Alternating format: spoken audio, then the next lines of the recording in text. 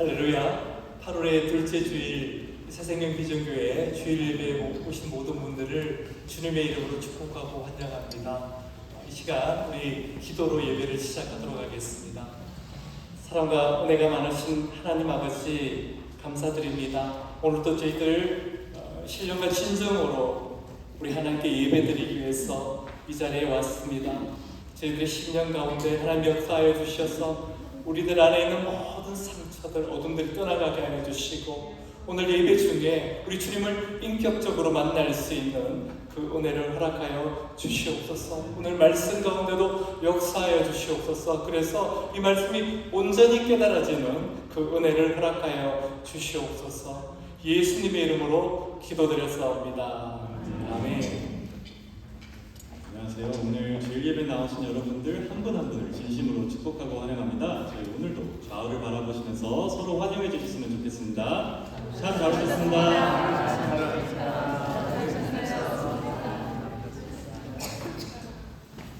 다 같이 일어서서 1분만 찬양을 원합니다.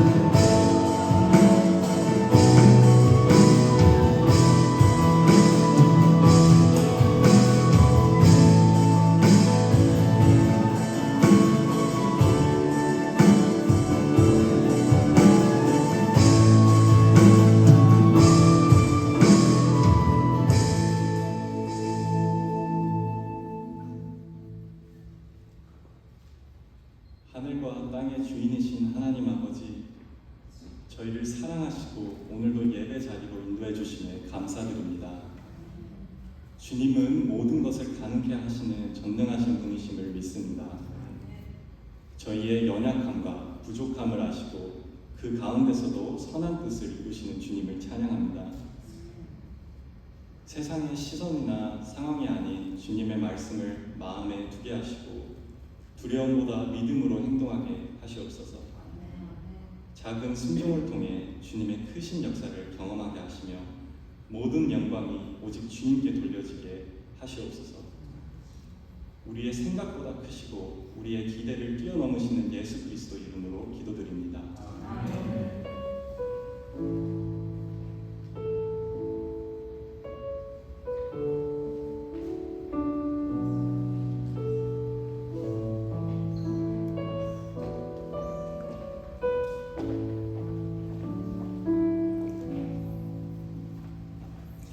우리 함께 교회 소식 나누는 시간입니다. 먼저 다시 한번 우리 옆에 있는 분들에게 정말 잘 오셨습니다. 사랑합니다. 축복합니다. 우리 인사하겠습니다. 정말 잘 오셨습니다.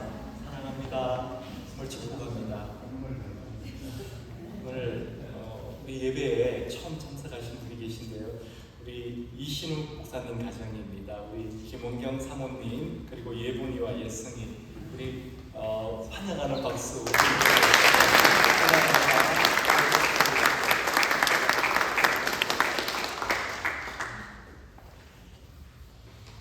오늘 저분들이 오신다고 해서 제가 네, 잘 아시죠? 새로운 분들이 오시면요 제가 설교할 때 무섭답니다. 네, 오늘 또 교회 소식이 아주 우리 김영주 목사님과 이승경 사모님도 네, 찾아주셨습니다. 네, 우리 한여나라가 이승경 사모님은 자주 방문을 하셔서 그래도 감사드립니다. 그렇게 잊지 않고 찾아주셨어요. 이번 주 성경 봉독은 예레미야 32장까지 말씀입니다.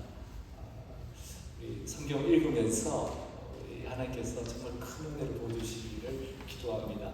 그리고 또 반가운 소식들이 있죠. 우리 조현태 목장님 그리고 박석영 목사님 가정이 완전히 컴백을 하셨어요. 갔다 오셨습니다. 건강한 목소리를 들었습니다.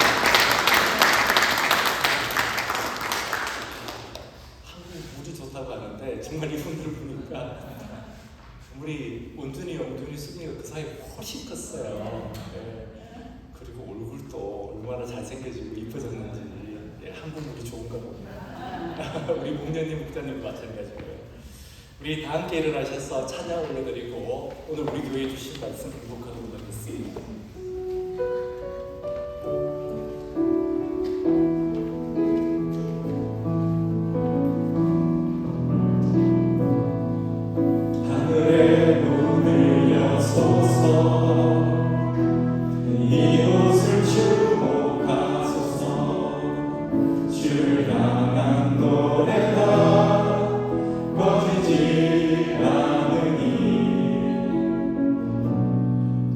하늘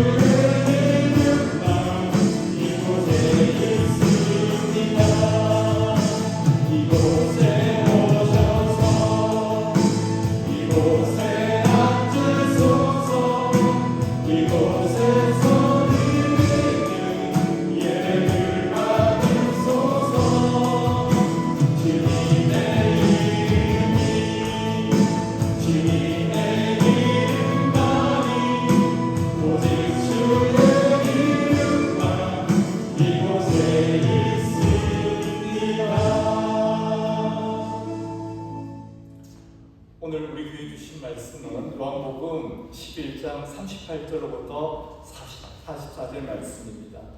요한복음 11장 38절로부터 44절 말씀입니다. 우리 한 목소리로 읽도록 하겠습니다. 요한복음 11장 38절입니다. 이에 예수께서 다시 속으로 비통히 여기시며 무덤에 가시니 무덤이 물이라 돌로 막았거늘 예수께서 이르시되 돌을 옮겨놓으라 하시니 그 죽은 자의 눈이 마르다가 이르되 주여 죽은 지가 나흘이 되었으며 벌써 냄새가 나나이다. 예수께서 이르시되 내 말이 내가 믿으면 하나님의 영광을 보리라 하지 아니하였느냐 하시니 돌을 옮겨놓으니 예수께서 눈을 들어 우러러 보시고 이르시되 아버지여 내 말을 들으신 것을 감사하나이다. 항상 내 말을 들으시는 줄을 내가 알았나이다. 그러나 이 말씀을 하옵는 것은 둘러선 무리를 위함이니 곧 아버지께서 나를 보내신 것을 그들로 믿게 하려니이다. 이 말씀을 하시고 큰 소리로 나사로야 나오라 부르시니 죽은 자가 수족을 배로 동인 채로 나오는데 그 얼굴은 수건에 쌓였더라. 예수께서 이르시되 풀어놓아 다니게 하라 하시니라. 아멘. 앉으시겠습니다. 아버지 하나님, 오늘 이 시간 하나님의 크신 은혜를 부어주시옵소서. 하나님 이 말씀 가운데 온전히 역사하여 주시옵소서. 오늘도 이 자리에 정말 하나님의 말씀을 사모해서 온 모든 자들에게 하나님의 말씀을 완전히 깨닫는 은혜와 그 은혜로 살아가는 그 믿음을 허락하여 주시옵소서. 아버지 하나님, 저희들이 연약합니다. 부족합니다. 힘이 없습니다. 지혜가 부족합니다. 하나님 아버지, 그 모든 부족함과 연약함 가운데 하나님의 은혜를 다하여 주셔서 이 악한 세상에서 하나님 아버지 정말 하나님의 자녀로 은혜 가운데서 힘 있는 삶, 생기 있는 삶을 살아가는 저희들 될 수 있도록 은혜 베풀어 주시옵소서. 예수님의 이름으로 기도드렸사옵니다. 아멘. 오늘 신용 집사님 지난주에 이어서 예배 참석을 못하셨는데요. 오늘도 연약한 육체를 이끄시고 예배 참석을 하시고 나오고 싶으셨는데 갑자기 또 차에 문제가 생겼다고 합니다. 방해하는 영이 있는 것이라고 믿고요. 또 우리 하나님께서 신용 집사님께 정말 하나님의 살아계신 걸 볼 수 있는 기회를 주셨다고 저는 믿습니다. 우리 잠시 말씀 전하기 전에 우리 신용 집사님의 온전한 회복을 위해서 함께 기도하도록 하겠습니다. 우리 함께 기도하겠습니다. 살아계신 아버지 하나님 감사드립니다. 우리 집사님 붙들어 주시고 또 일으켜 세워 주시고 걸을 수 있도록 또 예배의 자리까지 나올 수 있는 그 힘과 건강을 허락하여 주시옵소서. 하나님 아버지, 그 안에 있는 모든 악한 것들, 연약한 것들, 주저앉아 있는 것들이 떠나가는 역사 있을 수 있도록 하나님 아버지, 오늘 이 시간 신용 집사님께 역사하여 주시옵소서. 그래서 우리 주님 붙들고 온전히 일어나는 하나님 그 은혜를 체험할 수 있도록 허락하여 주시옵소서. 예수님의 이름으로 기도드렸사옵니다. 아멘. 주님은 때때로 우리 마음을 찌르는 질문을 하시기도 합니다. 바로 요한복음 5장에서 38년 된 병자에게 예수님께서 하셨던 그 질문입니다. 내가 낫고자 하느냐? Do you want to get well? 내가 낫고자 하느냐? 사실 38년이라면요, 이 시간은 병이 낫기를 기대하는 시간이라기보다는 병이 낫기를 포기하기에 충분한 시간입니다. 더 이상 나을 수 있는 소망이 없다고 생각할 수 있는 시간이 38년입니다. 그런데도 예수님은 38년 된 병자에게 이 질문을 하시는 겁니다. 내가 낫고자 하느냐? 오늘 본문 나사로의 이야기 속에서도 주님은 우리에게 같은 질문을 하고 계십니다. 근데 그 이야기 속에는요, 두 가지 만약, if가 등장합니다. 하나는 과거에 묶이게 하는 부정적인 만약이고, 또 하나는 미래를 여는 긍정적인 믿음의 만약입니다. 오늘 우리는 본문을 통해서 어떻게 하면 부정적인 만약에서 믿음의 만약으로 옮겨갈 수 있는지, 그리고 궁극적으로 어떻게 그 회복을 넘어서 부활을 경험할 수 있는지를 함께 나누도록 하겠습니다. 먼저 요한복음 5장에 나오는 38년 된 병자 이야기를 조금 더 하겠습니다. 예수님은 왜 이 38년이나 된 더 이상 소망이 없는 그 사람에게 네가 낫고자 하느냐, Do you want to get well? 이런 질문을 던지셨을까요? 그것은 너는 아직도 이 병에 묶여 끝까지 살 거라고 생각하니? 네가 가지고 있는 그 깊은 상처, 그 오래된 상처에서 벗어날 수 없다고 생각하니? 그 질문을 그 병자에게 하시는 것입니다. 그리고 이어서 예수님은 이 38년 된 병자에게 뜻밖의 말씀을 하십니다. 그동안 베데스다 연못만 쳐다보고 살던 이 사람에게 자리를 들고 일어나 걸어가라는 것입니다. 누가 그동안 이 사람에게 이런 말을 해줄 수가 있었겠습니까? 그 사람은 38년 동안이나 걷지를 못했던 사람이었습니다. 38년 동안 걷지 못한 그 사람의 그 다리를 한 번이라도 봤다면요, 어떻게 그런 말을 할 수가 있겠습니까? 근데 예수님은 일어나 걸어가라, get up and walk 이렇게 말씀하십니다. 근데 이 사람은 예수님의 그 말씀을 믿음으로 붙잡고 그 자리에서 일었습니다. 그리고 걸어갑니다. 그때 그는 죽었던 것이 다시 살아나는 그 기적을 체험하게 되는 것입니다. 부활을 경험하게 된 것이죠. 오늘 저와 여러분의 인생 가운데 죽어있는 모든 것들이 다시 살아나는 역사, 도저히 회복될 것 같지 않는 상처들이 치유되고 회복되는 역사가 일어나기를 주님의 이름으로 축원합니다. 어떻게 하면 부정적인 만약에서 믿음의 만약으로 옮겨갈 수 있는가? 그 첫 번째는 부정적인 만약의 돌을 옮겨놓아야 한다는 것입니다. 예수님이 변화산에서 내려왔을 때 귀신 들린 아이를 데리고 온 아버지가 있었습니다. 그 아버지가 예수님에게 이렇게 이야기합니다. 선생님께서 하실 수만 있으시다면 이 아이를 고쳐주십시오. 이렇게 말했습니다. 근데 예수님께서 그 이야기를 듣고 불같이 화를 내시는 거예요. 아니, 하실 수만 있으면이 무슨 말이냐, 믿는 자에게는 능치 못할 일이 없다, 그렇게 말씀하시는 겁니다. 이걸 영어 성경으로 보면 그 아버지가 If you can do 이렇게 묻습니다. If you can do, 만약 하실 수만 있다면 이렇게 물은 것입니다. 이처럼 우리가 흔히 쓰는 말 중에 만약, if라는 말이 있습니다. 만약에 그때 내가 거기 가지 않았더라면 그런 사고를 당하지 않았을 텐데, 만약에 그 사람을 만나지 않았더라면 내가 내 인생이 달라졌을 텐데, 만약에 지금 이 사람과 결혼하지 않았더라면, 뒤에 이야기는 하지 않겠습니다. 그래서 이런 만약은요, 원망과 섭섭함의 만약입니다. 책임을 누군가에게 전가하기 때문에 그렇습니다. 또 귀신 들린 아들을 둔 이 아버지의 만약은요, 믿음 없음을 보여주는 만약이었습니다. 기독교 상담가인 루이스 스메데스라는 분은요, 그의 책 Forgive and Forget에서 이렇게 말합니다. 과거의 상처를 붙들고 있으면 우리는 과거 속에 자신을 가두는 것이다.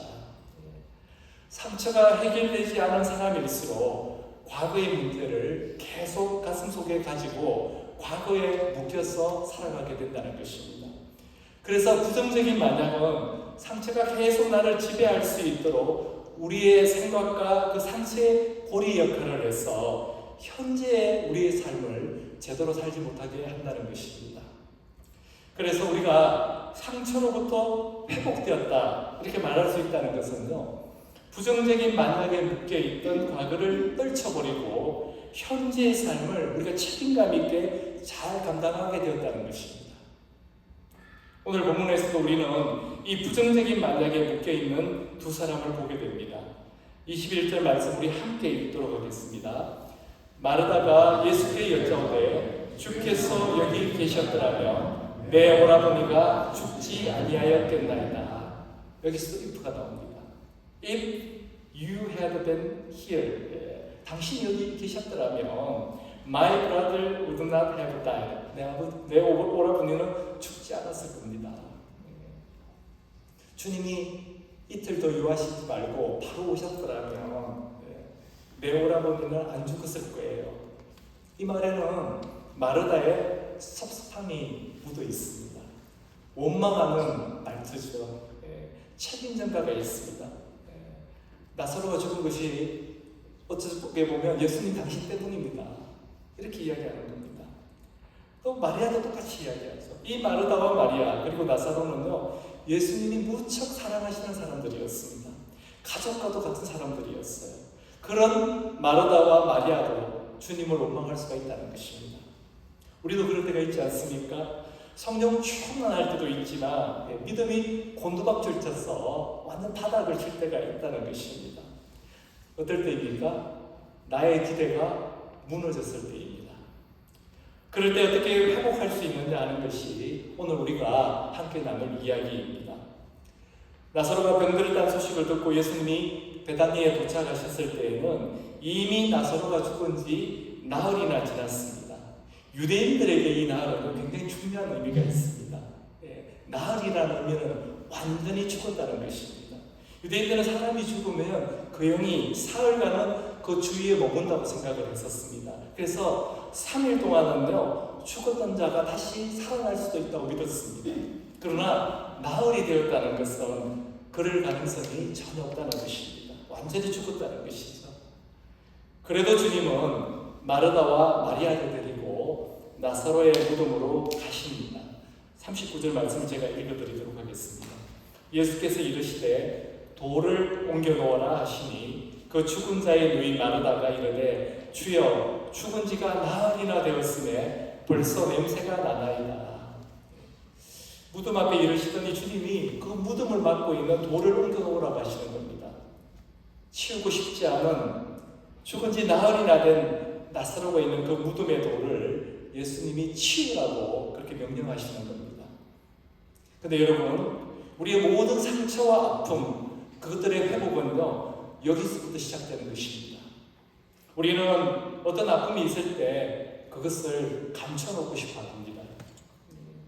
마음을 열지 않습니다. 근데 주님은 그 마음의 문을 열라고 말씀하십니다. 그 돌을 옮겨 놓으라고 말씀하고 계십니다. 아픔과 상처를 우리 주님 앞에 드러내놓으라고 말씀하고 계십니다. 감추지 말고 있는 그대로 주님께 보여달라는 것입니다. 빛 대신 주님 앞에 모든 문제가 드러나도록 그 돌을 옮겨 놓으라고 말씀하고 계십니다. 사람들이 그 말씀에 순종해서 돌을 옮겨 놓습니다. 41절입니다. 돌을 옮겨 놓으니 예수께서 눈을 들어 우러러 보시고 이르시되 아버지여 내 말을 들으신 것을 감사하나이다. 돌을 옮겨 놓으니까 예수님께서 하나님께 기도를 하십니다. 죽은 지가 나흘이나 되었고 이제 시체 썩는 냄새가 난다고 하는 이 절망적인 상황 앞에서 예수님은 기도하십니다. 예수님도 절망적인 상황 앞에서는 기도하셨다는 것입니다. 그렇다면 저와 여러분은 말할 것도 없겠지요. 내 입으로 어떻게 할 수 없는 상황 앞에서 우리는 기도해야 합니다. 우리가 기도한다고 우리가 원하는 대로 문제가 다 해결되는 것은 아니지만 그럼에도 우리는 기도해야 합니다. 왜 그렇습니까?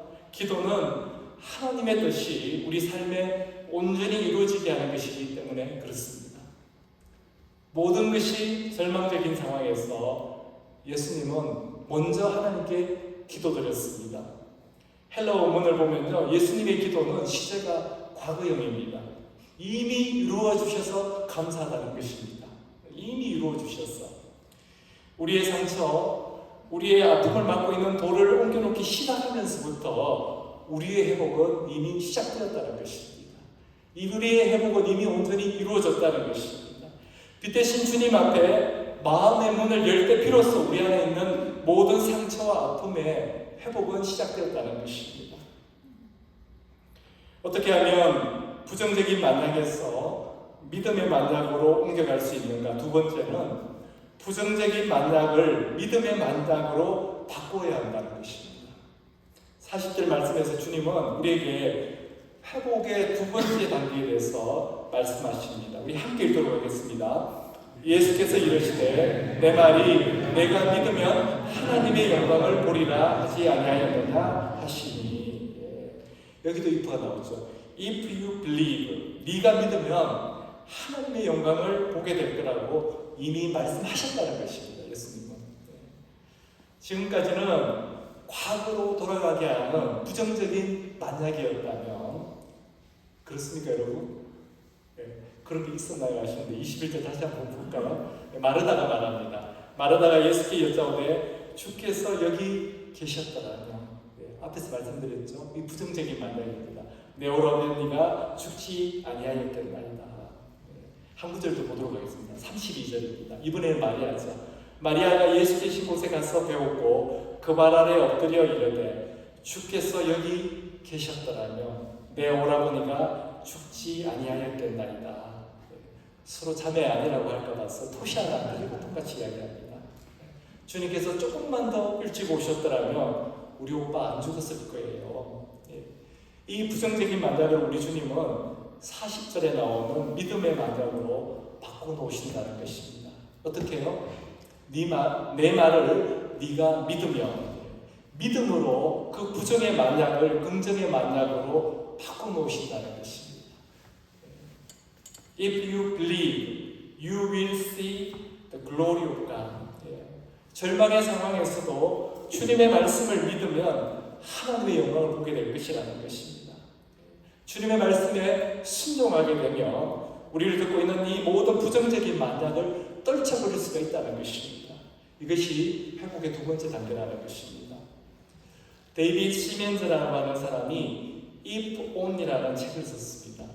이것을 우리말로 어떻게 번역했는가 하면요, 탓이라고 번역을 했습니다. 탓. 누구 탓 할 때 그 탓입니다.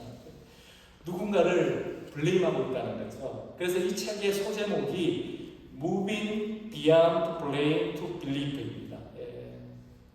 저기 나오죠. Moving Beyond Blame to Believe.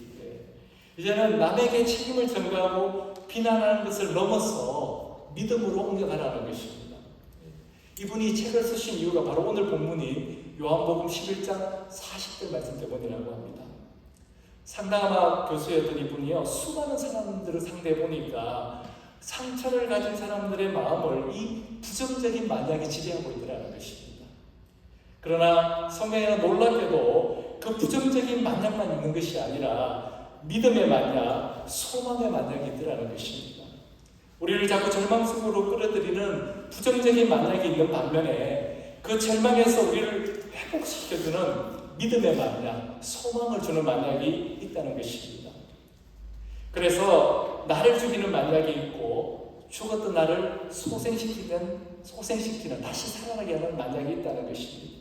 이제 모든 것이 끝났어, 이제 소망이 없어 하는 그 불가능 앞에서도 하나님의 전능하심을 믿는다면 하나님의 영광을 보리라는 그 믿음의 만약이 있다는 것입니다.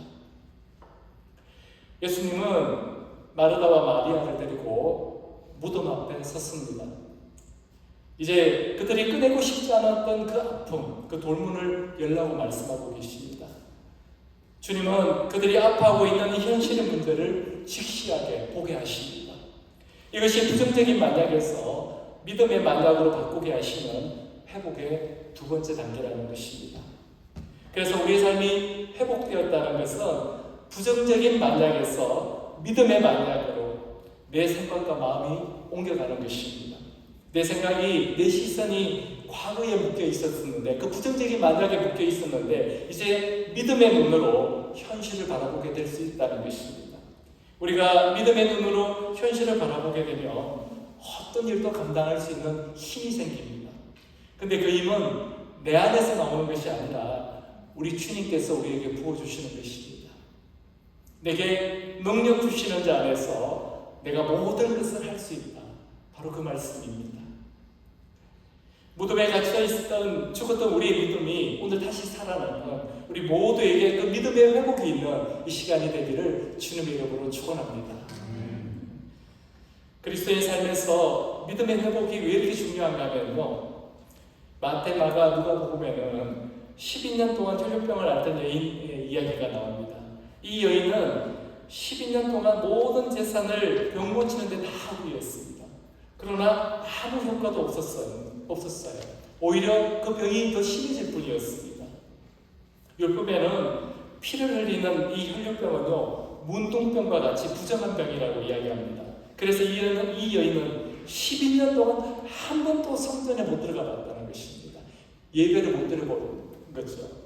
하나님께 나아가서 자신의 병을 고쳐달라고 간절히 기도하고 싶었는데, 기도하고 싶었지만 그 성전에 들어갈 수가 없었다는 겁니다. 더 큰 문제가 뭐냐면요, 이 부정한 여자가 만지는 것마다 다 부정해진다는 것입니다. 그래서 누구도 그 여자에게 가까이 오려고 하지 않았습니다. 그렇게 외면당하고 버림받은 이 여인이 예수님의 소문을 듣고 결심하게 됩니다. 누가복음 8장 44절, 이 여인이 예수님께 어떻게 했는지를 우리에게 이야기하고 있습니다. 우리 함께 읽도록 하겠습니다. 예수의 뒤로 와서 그의 옷가에 손을 대니 혈류증이 즉시 그쳤더라. 이 여자는 예수님 앞으로도 오지 못했습니다. 뒤로 왔어. 겨우겨우 뒤로 왔어. 예수님의 옷 끝에 손을 댔습니다. 그랬더니 즉시 혈류증이 그치는 것을 체험하게 됩니다.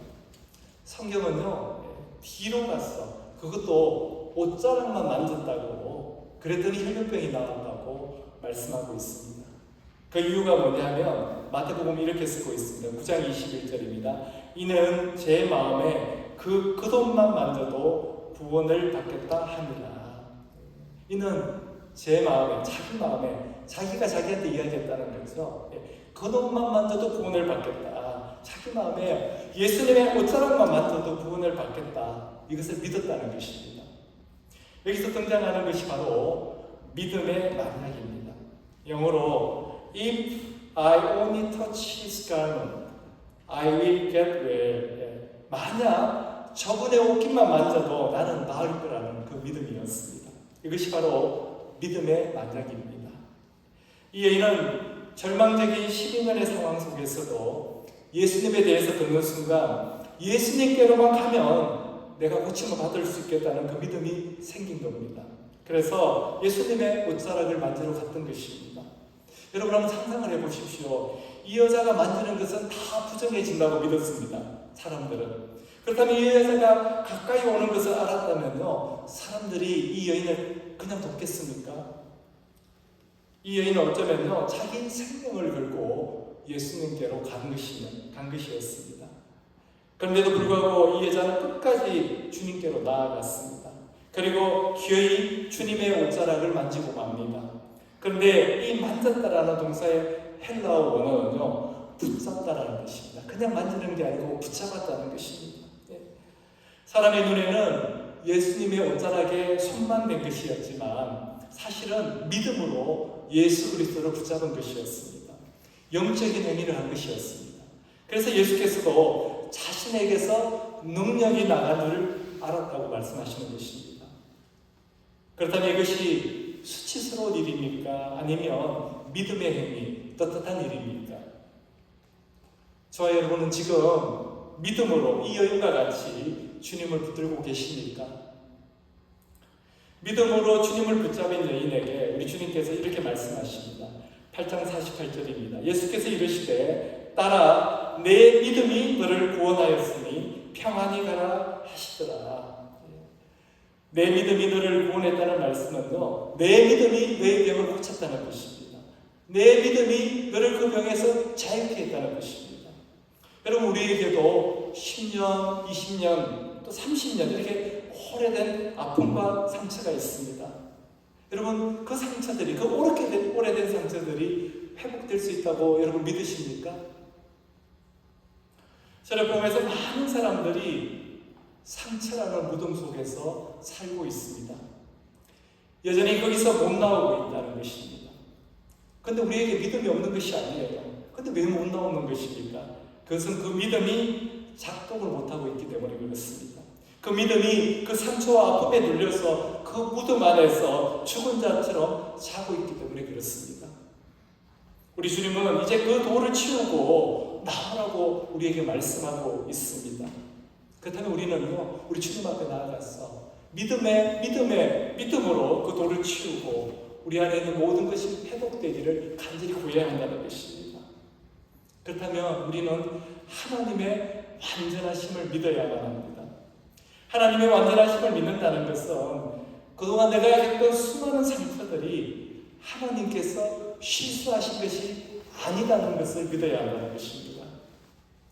비록 그 상처가 나에게는 너무 큰 아픔이고 고통이었지만 결코 우리 하나님이 내 인생 가운데 실수하신 것이 아니라고 받아들여야 한다는 것입니다. 우리는 종종 하나님의 완전하심을 의심할 때가 있습니다. 내 믿음의 한계를 넘어서거나 그 상처가 너무 컸어. 우리가 그 상처 가운데 눌리게 되면 우리는 하나님의 완전하심을 의심하게 됩니다.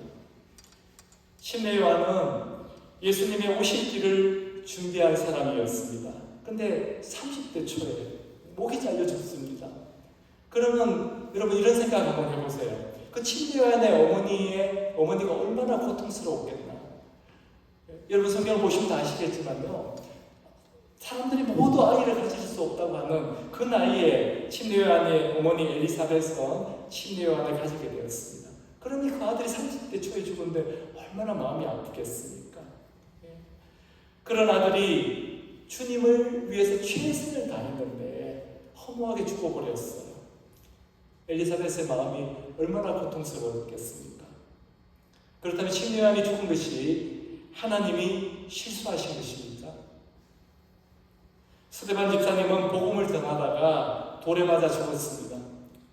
스데반 집사님의 어머니가 그리고 그 아내가 당했을 고통을 한번 생각해 보십시오. 스데반 집사님이 복음을 전하다가 돌에 맞아 죽은 것이 우리 주님이 실수하신 것입니까? 아니라는 것입니다. 오늘 우리 자신에게 하나님의 완전하심을 믿는가라는 질문을 진지하게 한번 해보시기를 바랍니다. 지금 나를 둘러싸고 있는 환경이 아무리 힘들어도 내가 하나님의 완전하심 가운데 있음을 믿고 있느냐라는 것입니다. 그것을 믿는다면 우리 믿음은 회복되고 있는 것입니다. 우리의 삶은 회복되고 있는 것입니다. 예수님은 42절에 이렇게 말씀하십니다. 항상 내 말을 들으시는 줄을 내가 알았나이다. 그러나 이 말씀하옵는 것은 둘러선 무리를 위함이니 곧 아버지께서 나를 보내신 것을 그들로 믿게 하려 함이니이다. 나사로의 죽음으로 인해서 절망하고 좌절했던 마르다와 마리아에게 원망과 섭섭함에 빠져있던 이 마르다에게 예수님은 예수님 자신이 누구신지를 믿게 하려고 지금 이 일을 하고 계시다는 것입니다. 오라버니 나사로가 죽는 것을 허락하셨다는 것입니다. 그렇다면 아무리 어려운 상황이라 하더라도 우리가 다시 주님께로 우리의 마음이 우리의 발걸음이 향한다면 그것은 우리의 믿음이 회복되고 있다는 것입니다. 그런데 주님이 우리에게 원하는 것은 이 회복까지가 아니라는 것입니다. 이 회복 뒤에 주어지는 우리 삶에 죽어있는 모든 것들이 살아나는 그 기적을 우리 주님은 우리의 삶 가운데 원하고 계십니다. 궁극적으로 우리가 어떻게 회복을 넘어 부활, 다시 살아나는 것을 경험할 수 있는가 있는 것입니다. 세 번째, 우리는 믿음의 회복을 넘어서 부활을 경험해야 한다는 것입니다. 왜냐하면 죽은 것들이 다시 살아나는 부활이야말로 진정한 회복이기 때문에 그렇습니다. 43절, 44절 우리 함께 읽도록 하겠습니다. 이 말씀을 하시고 큰 소리로 나사로야 나오라 부르시니 죽은 자가 수족을 배로 동인 채로 나오는데 그 얼굴은 수건에 쌓였더라. 예수께서 이르시되 풀어놓아 다니게 하라 하시니라. 예수님이 큰 소리로 외칩니다. 나사로야 나오라. 죽음의 권세가 이 말씀 앞에 무너지는 것을 우리는 보고 있습니다. 그것은 죽음보다 크신 이가 말씀하시기 때문에, 명령하시기 때문에 그렇습니다. 나사로가 수족을 동인 채로 걸어 나옵니다. 회복의 뒤에는 반드시 부활의 삶이 있다는 것입니다. 죽은 것들이 다시 살아나는 회복의 삶이 있다는 것입니다. 그래서 우리는 마음의 문을 열고 우리 그리스도를 초청해야 합니다. 지금 우리 안에 있는 모든 죽은 것들에게 죽음보다 크신 우리 예수 그리스도를 초청해야 한다는 것입니다.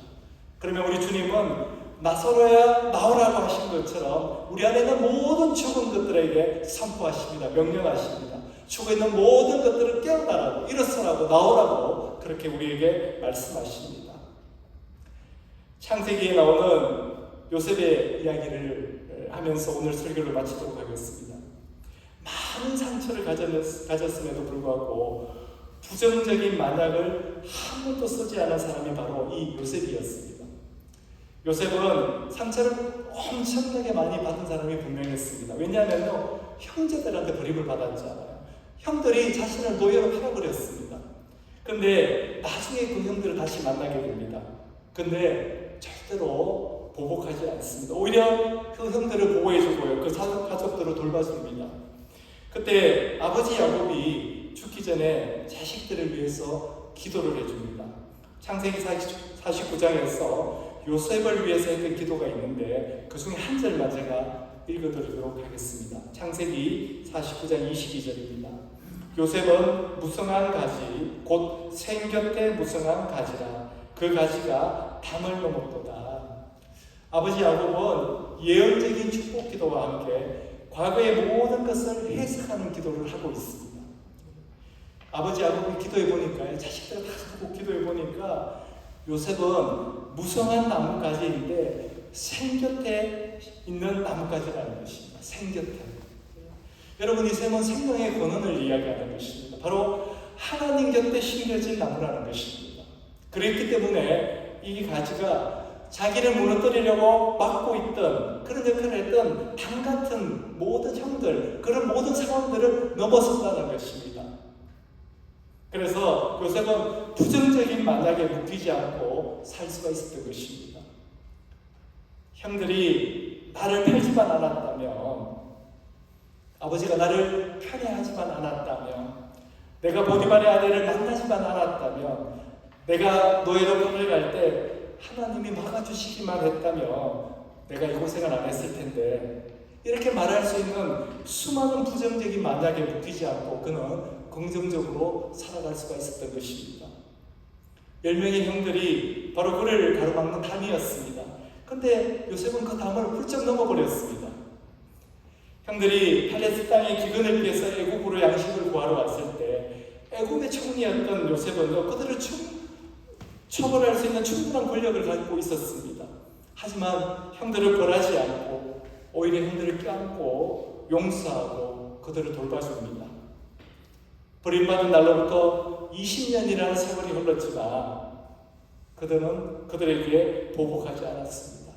왜 요셉에게 사무친 한이 없었겠습니까? 근데 무엇이 요셉으로 하여금 그 모든 것을 이기게 한 것입니까? 그것은 요셉이 총리가 되기 전까지 13년, 이 시간이 빛이었는가 어둠 속에 있었는가 하는 것입니다. 노예로 팔려가고 보디발의 집에서 억울한 누명을 쓰고 감옥에 들어가서 살았던 이 세월이 구덩이였고 어둠이었고 절망이었다면 그는 어둠 속에 계속 살아갔을 것입니다. 그러나 그 시간이 하나님이 부어주시는 은혜의 시간이기 때문에, 빛 가운데 거하는 시간이었기 때문에 그는 긍정적인 삶을 살 수가 있었던 것입니다. 아버지 야곱이 죽자 형들은 요셉이 자기를 죽일까봐 두려워서 거짓말을 합니다. 이때 요셉이 했던 말이 요셉의 전체 생애를 정리해주고 있습니다. 창세기 50장 20절입니다. 당신들은 나를 해하려 하였으나 하나님은 그것을 선으로 바꾸사 오늘과 같이 많은 백성의 생명을 구원하게 하시려 하셨나니. 당신들은 나를 해하려 했으나 하나님은 그것을 선으로 바꾸셨다는 것입니다. 여러분, 우리 삶 가운데서도 고통과 아픔이 얼마나 많습니까?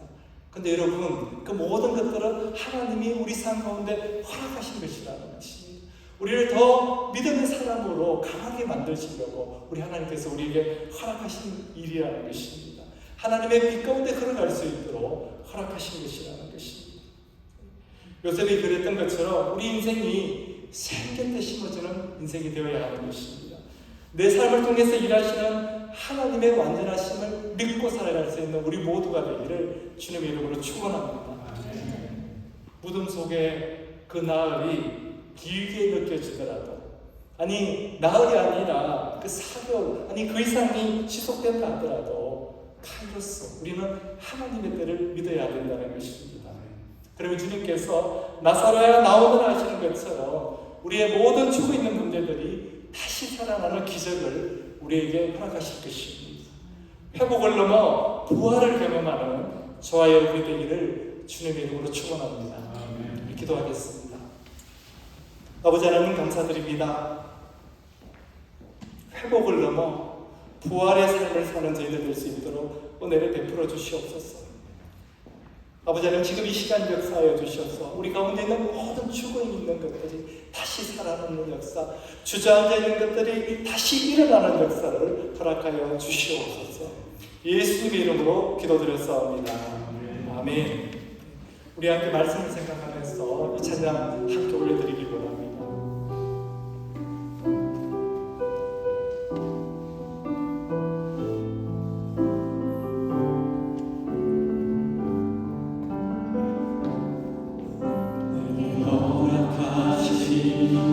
시련을 통해 나의 믿음 더욱 강하게 자라나고 험한 산과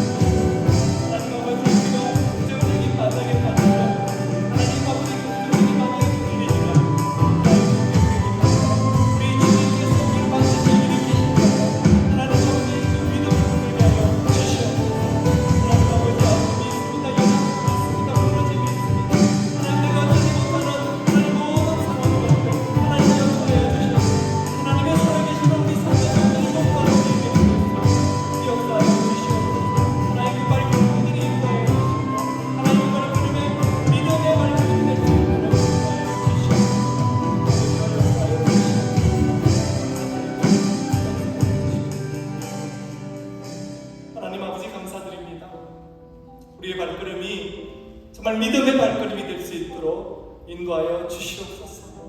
우리의 생각과 마음이 온전히 주님만 바라볼 수 있도록 무덤과 같은 절망적인 상황 가운데서도 온전히 주님 손 붙들고 다시 일어설 수 있는 저희가 될 수 있도록 은혜 베풀어 주시옵소서.